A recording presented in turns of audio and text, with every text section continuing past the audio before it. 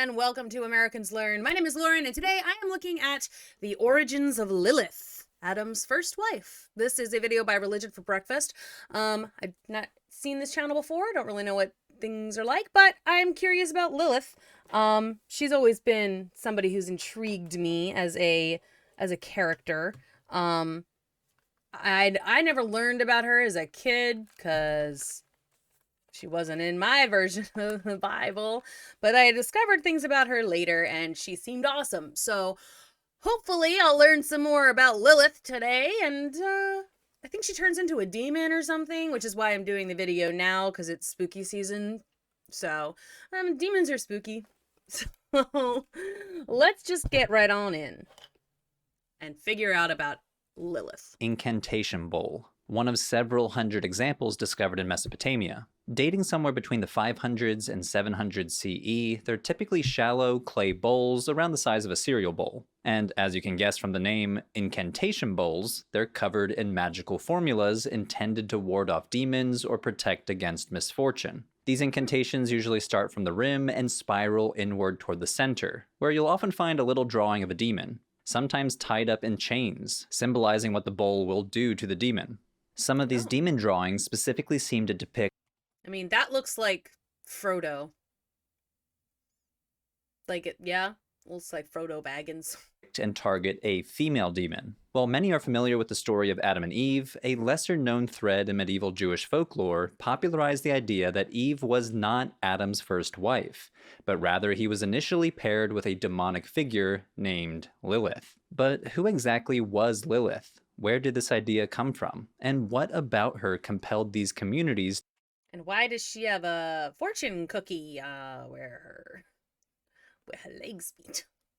To resort to magic to protect themselves against her. Traces of the character Lilith stretch as far back as 4,000 years ago in ancient Mesopotamian demonology. The name Lilith itself probably derives from the Sumerian word Lil, most often translated as wind or spirit, and the Akkadian words Lilu and Lilitu, a class of male and female demons respectively. Though very little is known about how these beings were understood in ancient Mesopotamia. Ancient Akkadian medical texts blame Lilu-type demons for all sorts of diseases and physical conditions. Generally in these texts, these demons victimize people of the opposite sex, Lilu attacking women, Lilitu attacking men. For example, one medical text attributes seizure-like symptoms to Lilu and Lilitu. First, it describes the symptoms. If, when a state of confusion comes over him, he rolls the whites of his eyes, and blood flows from his nose. Then the text offers an explanation for the symptoms. For a woman, Lilu. For a man, Lilitu. In other words, these demons are causing the problem. Another text blames them for fevers. If, when it afflicts him, he continually cries out, my insides, he opens and shuts his eyes, he has fever, the tips of his fingers and toes are cold, and if you try to make that patient talk, he does not answer. It attributes the symptoms to the hand of Lilu. Other ancient Mesopotamian texts suggest that Lilu demons were believed to be the unhappy ghosts of young men and women who died prematurely, and thus doomed to wander the earth unfulfilled. These texts especially focus on young women who died before having sex or died before having kids, and thus they terrorize young men in this limbo state. Damn women. Of course they do. Of course they do. That don't die a virgin is what... Text reads, R. Lily slips in a man's window. Young girl not fated to be married. Young woman who was never impregnated. Young woman whose garment pin a good man never loosened.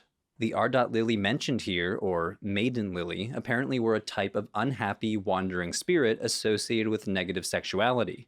Here the reference to the demonic figures slipping in through a man's window suggests that they were considered a type of succubus, a female demon who seduces and traps and has sex with men while they're asleep. The scholar Elise Zomer argues that these demons were demonic personifications of sexual envy, the unhappy ghosts of people who never found sexual satisfaction while alive. So it follows that the ritual strategy to deal with these spirits was to perform a symbolic marriage. Rituals called for making figurines of a male and female Lilith demon and then performing a marriage between the two figurines. The aim of this ritual is to cause the two demons to lose interest in their human victims. In the past, scholars argued that the I would be curious to see, like, if there was any correlation ever. Like, if the things like this, I do always wonder. It's like, well, they did all these things. Surely it seemed to work at least once, right? Which is why they kept doing it. And why, like, you can build a religion around it, because you did a thing and it seemed to work. I don't even know how you even come up with that, though. Like, how do you decide that? Ancient people are very, like, humans in the past, the things that we came up with to explain stuff, hilarious. And I would be very curious to see what people in another 1,000 years think of our explanations for certain things, because I'm sure that we are very wrong about some things. So-called Bernie relief, a Babylonian representation of a female divine figure, actually depicts a Lilith. However, most now believe that it's probably Ishtar or some other goddess. Notice how we've been talking about a type or category of demon, not a single entity named Lilith. This holds true for most of her history. Only in later Jewish traditions does Lilith begin to crystallize as a distinct character with her own narrative.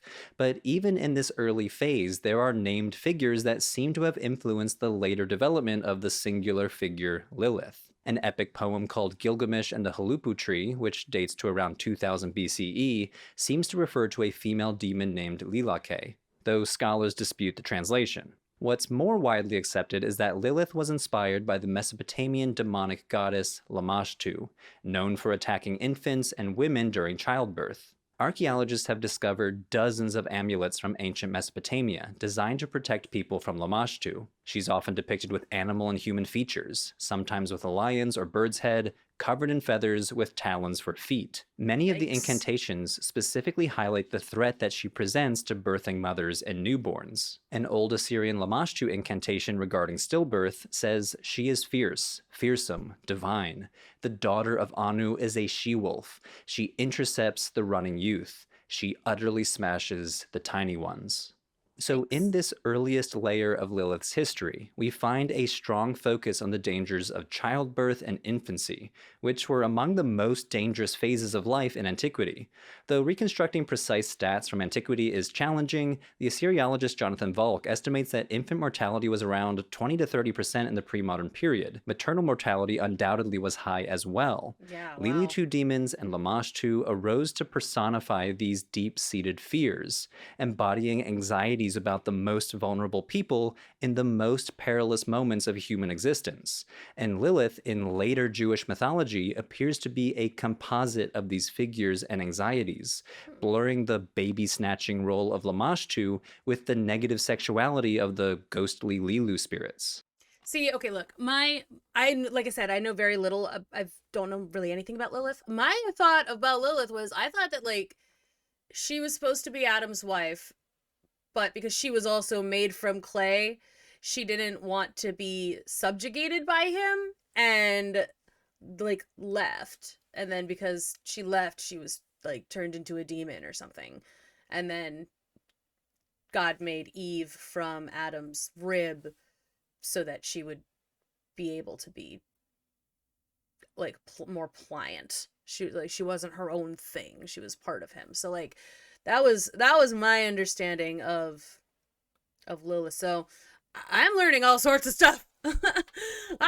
Demons. I didn't realize she was always a demon. It's interesting. So how do we go from ancient Mesopotamian demonology to Lilith as we know her today in ancient Jewish mythology? The story of Lilith as Adam's first wife actually has no basis in the Hebrew Bible. The word Lilith does appear in the Hebrew Bible, but only once. A single mention in Isaiah chapter 34. In this chapter, the God of Israel wreaks vengeance on the neighboring kingdom of Edom, turning it into a wasteland. Verse 14 paints a picture of the devastation, a desolate land inhabited only by wild animals and demonic creatures. Wildcats shall meet with hyenas. Goat demons shall call to each other. There also Lilith shall repose and find a place to rest. The text doesn't offer any more detail. Apparently the audience knew enough about Lilith that the author didn't need to. But reading between the lines, Lilith seems to be a wilderness demoness of some sort, or at least a demon who's comfortable hanging out in a barren wasteland. I hate that too about, like, ancient texts where it's like, well, we all know what this is, so we're not going to say anything else about it. I'm like, but I want to know now. And I guess I know we do that. We do that as well with things like recipes. We just say eggs, but like, you know, because we know what kind of egg we use. But in 1,000 years, are they going to know what kind of eggs we use, especially if all the chickens are gone, you know? So it's like, I understand that we do it too.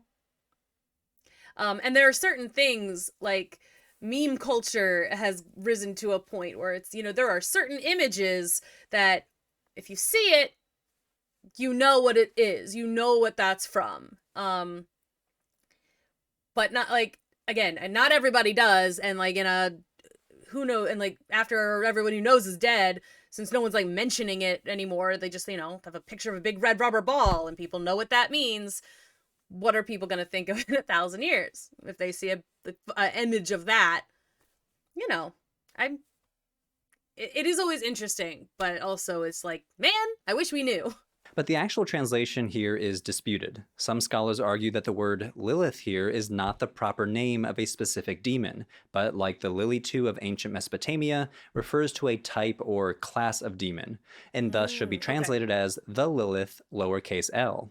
Others argue that Isaiah 34:14 doesn't refer to a demon at all, but rather some sort of nocturnal creature or bird, like an owl.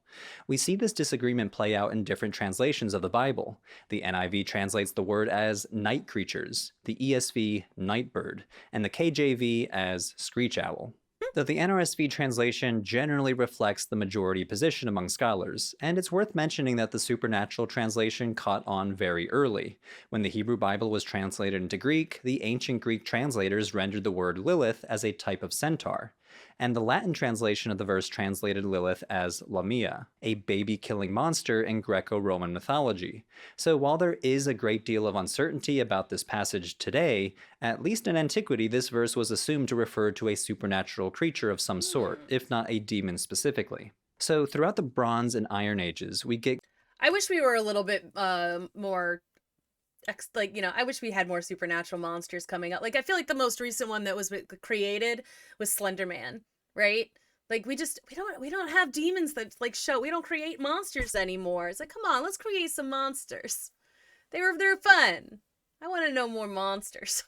Terrible. I'm sorry. Glimpses of a type of child-killing, anti-fertility, anti-maternal female demon, sometimes conceptualized as a singular entity like Lamashtu. This figure finds its way into the demonology of Second Temple Judaism. For example, Lilith specifically and Liliths generically appear in the Dead Sea Scrolls. For example, check out this exorcistic hymn. And I, the sage, sound the majesty of his beauty, to terrify and confound all the spirits of destroying angels, and the bastard spirits, the demons, and Lilith. Here, God is called upon to ward away a parade of evil spirits. Bastard spirits is likely a reference to the offspring of angels and humans as described in the Book of Enoch. Lilith makes an appearance as a singular entity, but with little detail revealing how she was conceptualized by the Dead Sea Scrolls community. Other scrolls show that some ancient Jews continue to view Liliths as a type of demon as well. For example, if you look up Isaiah 34:14 in the Great Isaiah Scroll found at Qumran, you'll find the plural Liliot, Liliths, which suggests a generic category of demon rather than a specific being. But we don't have much more evidence from this period. She becomes a much bigger deal in the early centuries of Rabbinic Judaism. The Babylonian Talmud mentions Lilith on several occasions, where she's conceptualized as a humanoid female demon with wings and long hair. One rabbi even proposes banning people from sleeping alone at night, warning that anyone who sleeps alone in a house will be seized by Lilith. But she wasn't just a concern for the rabbis. Let's return to those Incantation Bowls. This is a body of evidence showing that Jewish communities in Mesopotamia recognized her as a demonic foe in everyday life, leading them to develop ritual strategies to nullify her. Now, different religious communities used incantation bowls, like Mandeans and Christians, but most of these bowls were composed in Babylonian Jewish Aramaic, and we see a ton of overlap between rabbinic texts and these bowls. Not only do they date to around the same time that the Talmud was completed, but rabbis may have been the ritual specialists who helped to compose the incantations. I will say those bowls do look really cool.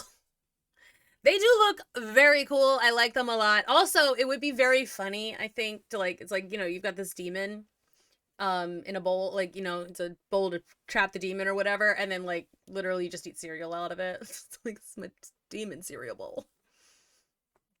trap the demon. Like that would just also like add insult to injury to the demon. Just like suddenly it's just like full of milk and sugar. Rude. I like it. Many of them were found in what's now south-central Iraq. A large and vibrant Jewish community must have lived there in late antiquity, who apparently turned to these incantation bowls as a way to battle Liliths. Many of these formulas are symbolic divorce papers, in which the practitioner divorces from a Lilith. One reads, "This is the deed of divorce of the Lilith. Liliths, male Lilith and female Lilith, you are stripped naked. Your mother is the Lilith Palhadad. Go out from the house and from the dwelling and from the body of this Hormuz, son of Imma, and from his wife." From this text, we can learn a few things. Presumably, a guy named Hormuz was concerned about Lilith demons, so he commissioned this bowl to protect his house, himself, and his wife. The symbolic divorce papers mention Liliths, generically, which continues to refer to a species of demon and not a specific figure. In fact, in this incantation, there's a Lilith with a name, the Lilith Palhadad, much like how other demons in Jewish and Christian mythology have specific names, like Beelzebul or Asmodeus. And like, isn't it like a thing that like if you know the name of something, you have power over them, like in ritual type things like this? So it's like if by naming the Lilith, he's like, well, I know who you are, so therefore you have to do what I say. Is that still a thing? Or was that made up for every fantasy book ever? But we also learned that Liliths were believed to be male or female, which harkens back to Bronze and Iron Age Mesopotamia with Lilu and Lilichu demons. Though the scholar Nama Velazny argues that the sex of Lilith demons is often ambiguous. They could transform depending on who they victimize. A Jewish incantation bowl explicitly says this. This is an amulet against the Liliths that haunt the house of this Ephra, who do violence and trample and scourge and mutilate, who appear to humans, to men in the likeness of women, and to women in the likeness of men. With the formula I have written against thee, evil Lilith, whatsoever name be thine. So again, this guy Ephra, who commissioned this object, assumes that Liliths are a species of demon that presumably shapeshift. Okay, so we've covered a lot of ground so far in this video, from ancient Mesopotamia up through the early centuries of Rabbinic Judaism. And over the course of 2,500 years, we see surprising consistency in the belief in demonic figures known for killing babies or sexually victimizing people. And that really is interesting, though, the fact that, like, it's basically the same, and, like, even the names are very, like, the names are almost identical, like, you don't see that very often. Things change around a lot, especially where, you know, if there's wars or whatever, and then new people take over and input their own gods or monsters into whatever was there before. It is interesting that this one has remained fairly consistent. But notice something that's completely missing from all of this evidence. The whole notion that Lilith was the first wife of Adam is absent. Where did this come from? This myth emerges in the early medieval period, first appearing in the alphabet of Ben Sirah, an anonymous Jewish text dating somewhere between the 8th century up to the year 1000. The text expands on the Garden of Eden story found in Genesis. In the text, God creates Lilith out of the dust of the earth, just like Adam, but she challenges Adam's authority. Specifically, she refuses to be on the bottom during sex. She says because they're both made from the same earth, they are equals. Right. See, that's what I was thinking. Like, that's like the story I kind of remembered, was like they were made for the same story, they're equal, so she didn't want to bow to him. When Adam refuses to let her on top, she pronounces the ineffable 4-letter name of God and flies away to the Red Sea.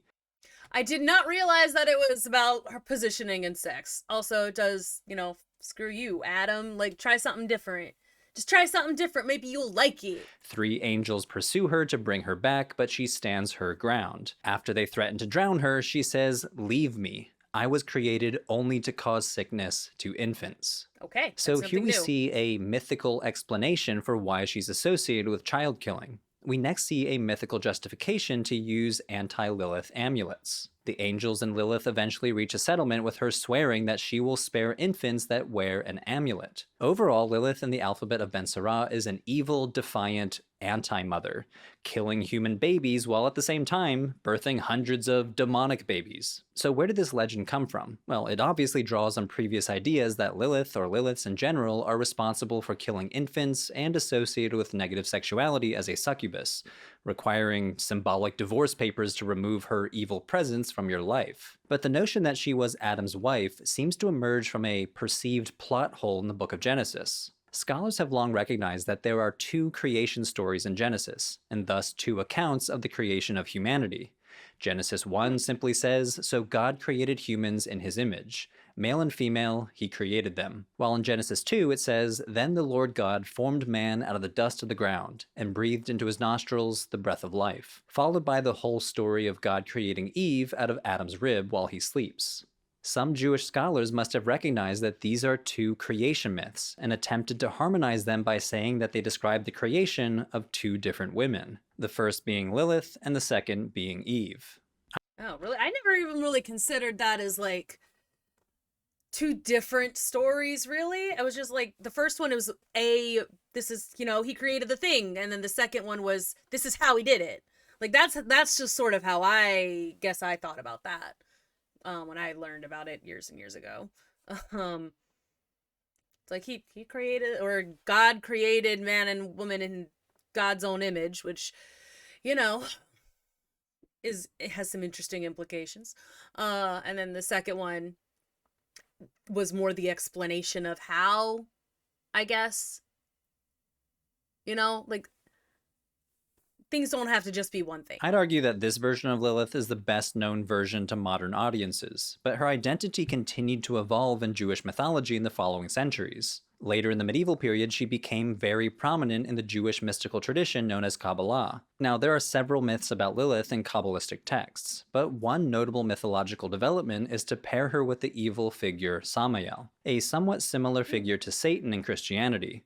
In this mythological narrative, Samael is not a second husband after Adam, but rather her original primordial mate. In the words of the scholar of Jewish mysticism, Joseph Dan, this created a kind of parallelism between Adam and Eve and Lilith and Samael. But perhaps the most dramatic transformation in her history happened not all that long ago in the 20th century. Lilith was rebranded from a malevolent figure to one worthy of respect, a second-wave feminist icon symbolizing independence, defiance, and empowerment. See, that's I think the one I heard. Like, she seems cool.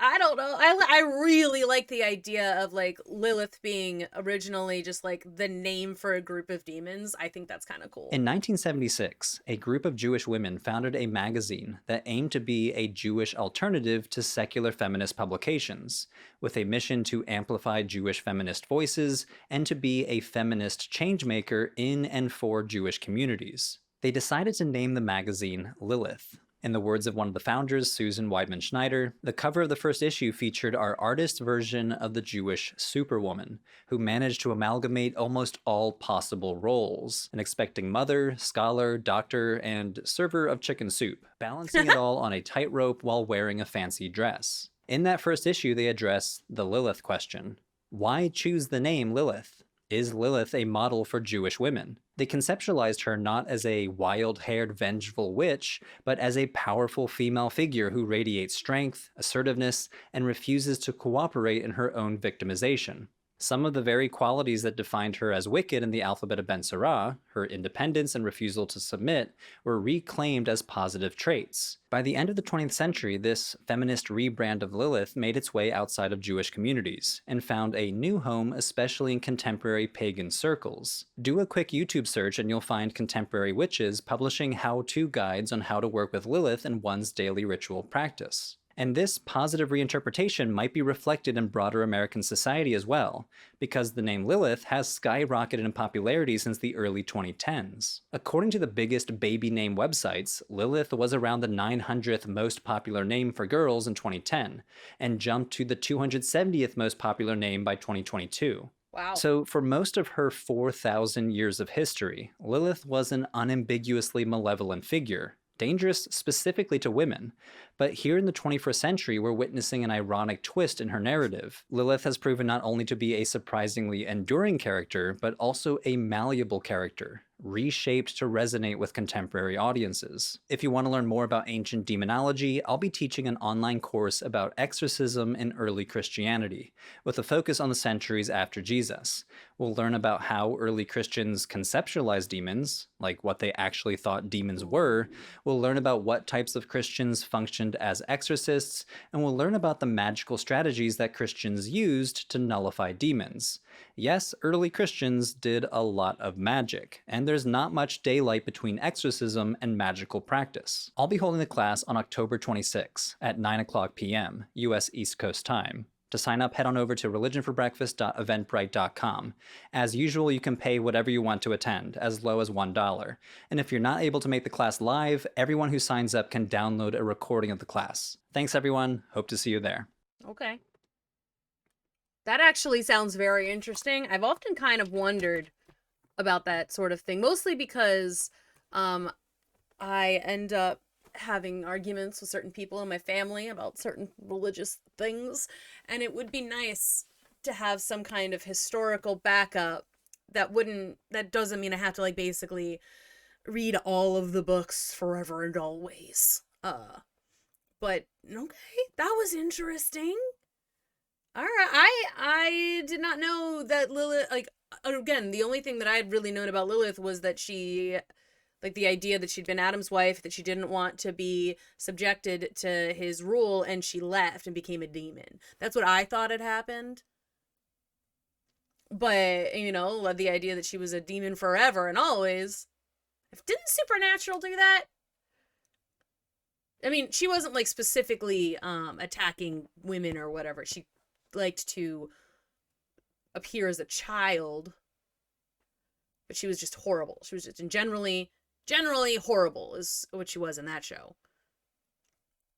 I don't know, but I found that interesting. I really hope you do too. I think that was cool. If you want to see more stuff like this, go ahead and let me know in the comments below. I really think maybe I should take this class. That could be interesting. I want to know. Pay $1 and take the class. I might do that.